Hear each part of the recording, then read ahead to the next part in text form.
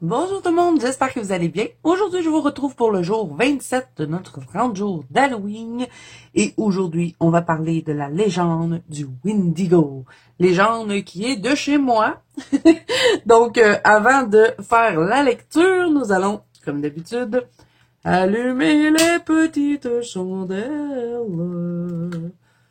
Tum, tum, tum, tum, tum, tum, tum, tum, tum, tum, tum, tum, tum.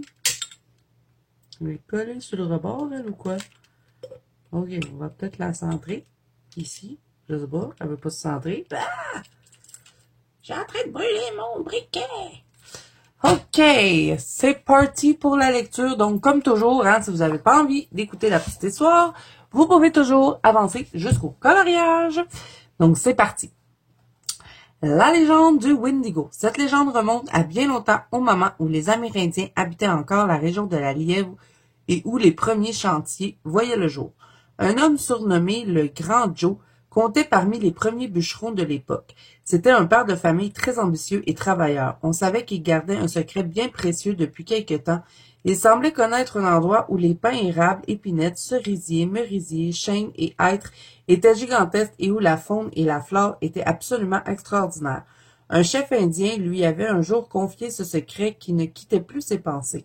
Les temps se faisaient plus durs ces dernières années et le Grand Joe avait une famille à nourrir. Il avait toujours en tête ce trésor qui lui rapporterait assez pour vivre dans le luxe et même pour devenir le plus riche du village. C'est donc après avoir bien planifié son voyage qu'il se décide à partir au lever du soleil. Après quelques heures à cheval, l'homme se retrouve devant le massif et il constate bien vite qu'il y a là quelque chose de vraiment exceptionnel. Il tente tout de suite de scier un arbre et il ne voulait pas perdre de temps.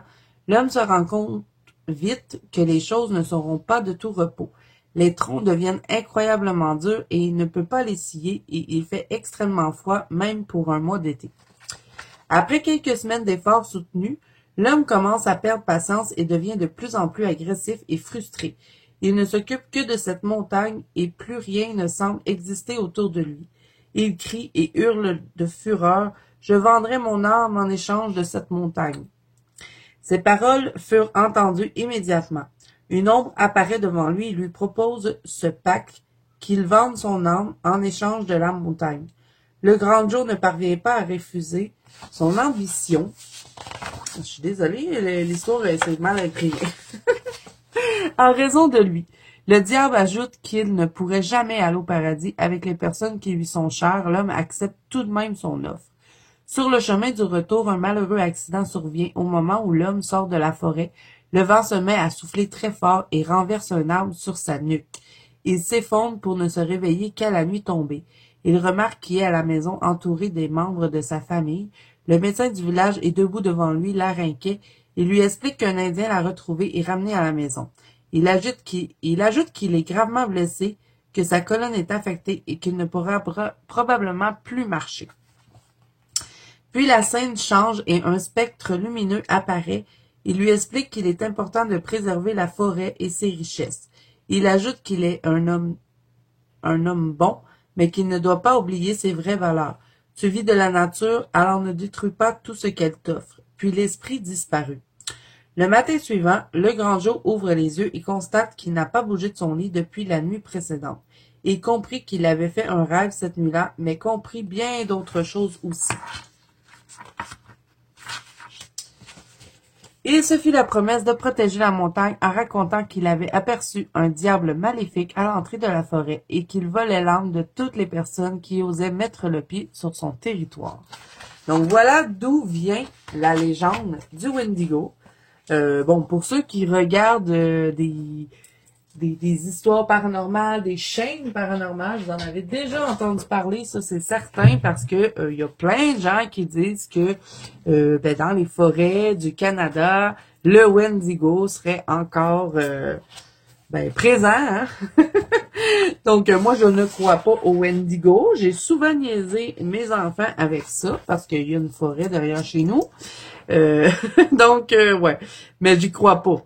Mais j'ai vu beaucoup de reportages là-dessus ou des chaînes paranormales qui auraient probablement filmé le Wendigo se promenant dans la nature. Et il est pas très joli, hein? Il a pas l'air très sympathique. OK, fait que là, aujourd'hui, on va faire différent de toutes les autres colos qu'on a faites. Je vais prendre une poudre Magical et je vais prendre la Prima Donna Purple pour faire la petite brume ici. Je pense que ça va être assez rapide, hein. Vous savez que je cherche la rapidité dans mes 30 jours d'Halloween. C'est le mot-clé de ces 30 jours. Petit pinceau réservoir d'eau, petite toupette pour, au cas où j'aurais besoin d'essuyer mon pinceau. Donc là, je vais prendre un pinceau sèche et je vais faire tomber des petites gouttelettes. Des petites gouttelettes. Un petit peu de poudre. Et je vais aquareller tout ça après pour faire la fumée. Je pense que ça pourrait être cool. Ça va faire une belle petite fumée magique. Pour les crânes, je pense que je vais pas les faire avec la fumée. Je vais juste faire la fumée avec le Magical. Et pour le reste, je ferai du marqueur à colle probablement. Peut-être même mettre un peu de stylo glaze dans les yeux des crânes. On va peut-être le faire ensemble. Bon, fait que là, j'ai mis plein de poudre. On va voir ce que ça va donner. C'est parti, mon petit kéké. Est-ce que vous croyez à la légende de Wendigo, les amis? Avez-vous déjà vu une créature étrange dans la forêt? Je m'adresse à vous, chasseurs. Moi, je pense que j'ai pas été assez creux dans la forêt pour pouvoir apercevoir le Wendigo.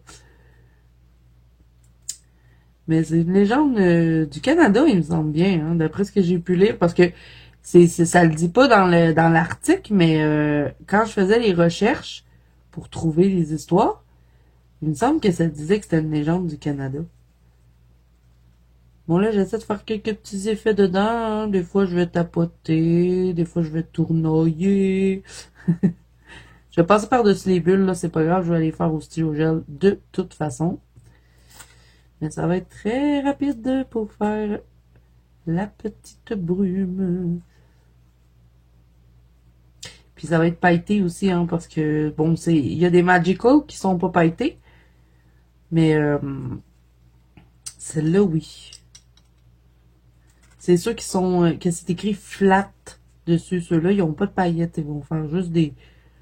Bon, ça fait un peu comme un effet granulation. Mais moi, j'aime bien quand il y a de la paillette. Donc, j'ai pris ceux qu'il y en avait. J'ai pas toute la gamme, hein, de toute façon. J'achète tranquillement pour essayer d'avoir la gamme complète un jour des Magical. Mais il y en a vraiment beaucoup là dans ça. Je vais descendre comme ça. Je fais attention aux petits crânes parce que je vais les faire autrement. Juste que ce soit la fumée qui soit comme ça. Je vais peut-être mettre un petit peu plus d'eau. Bon, quand même pas trop non plus, vu que c'est un papier Amazon, mais c'est parce qu'ils font des plus beaux effets quand on leur met un peu plus d'eau.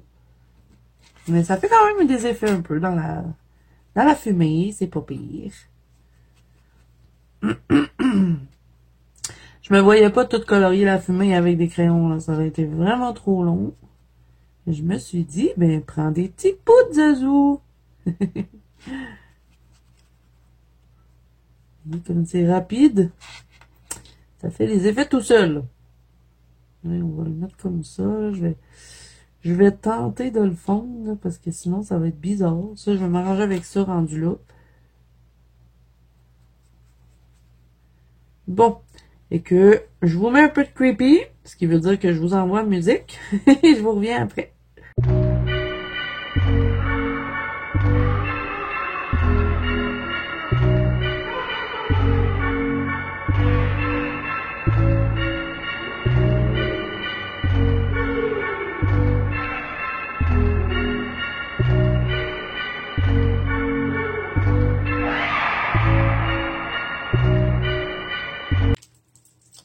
Ok, ben la fumée, elle est déjà terminée. Bon, je vais la peaufiner un peu, hein. Je crois que je vais la contourner avec un Posca blanc. Bon, là, je vais enlever tout l'excédent de poudre qui peut rester. Et c'est pas sèche, mais ça va devoir sécher avant que je fasse ça.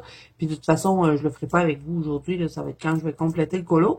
Mais, on va utiliser les Stylo-Gel Glaze. Et je vais prendre le noir. Je vais faire l'intérieur de tous les yeux des crans. Ah! Je me suis trompée de couleur! Je veux pas mettre du vert! Ah, sacré zozo, hein? Je veux mettre des noirs. Ah, là, c'est pas sèche, ça que c'est dérangeant un peu, là, mais... Bon, on espérait que ça paraisse pas trop, hein. J'adore ces stylo-gels-là pour faire ce genre de trucs-là. Je les ai utilisés beaucoup dans mes colos du livre, hein. Je trouve que c'est un bon achat pour Halloween. Petit stylo-gel magique. Ils vont rester un peu comme ça, un peu effet mouillé, un peu effet plastique. Je vais faire l'intérieur des narines. Oups, j'ai déformé la narine. Ok, l'autre côté. Petits yeux noirs. Je pense que je vais faire les crânes un peu comme blanc, peut-être. Soit blanc ou noir. Je vais voir quand je vais être rendu là. Je vais peut-être avoir une autre inspiration rendue là, parce que j'en ai une coupe à finir avant lui, là.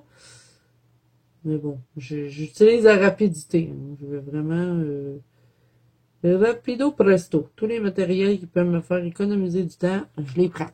Puis peut-être que je vais faire les petites bulles comme ça avec le glaze, mais là, il faut que ça sèche avant. Je peux pas le faire avant que ça soit sèche. Donc, voilà les amis pour notre numéro 27 d'aujourd'hui. Pour le numéro, je pense que je vais le faire un peu blanc. Il va être de la même couleur que l'écran, mais je ne sais pas encore. Je vais voir. Donc, j'espère que l'histoire de petite histoire légende d'aujourd'hui vous aura plu. N'hésitez pas à me dire ce que vous en pensez.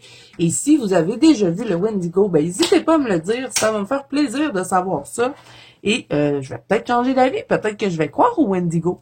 D'ici là, ben si vous allez à la chasse, hein, et que vous voyez une créature étrange se promener dans les bois, attention, c'est peut-être le Wendigo.